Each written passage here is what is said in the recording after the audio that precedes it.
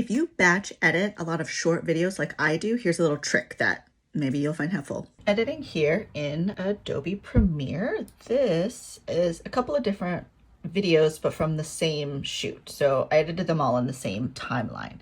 Now, instead of exporting one video and then waiting for that to export and then exporting the next, I like to set them all up to export and then I can do them all at once. The way I like to do that is to do in and out points where the video that I want to set up in the queue is. Control M, which will bring me to the export menu. I change the name to this, make sure it's going to the place I need it to go. I will send it to Media Encoder. If you click export, it's going to export right now, but send it to Media Encoder, it's going to put it in line. Now they're all in Media Encoder, which will open up automatically when you start sending them to the queue. I'll press start and then it'll run through those. Then I can get up, take a break, stretch, get out of the chair for a minute while it does its thing. I don't have to keep starting over with each video.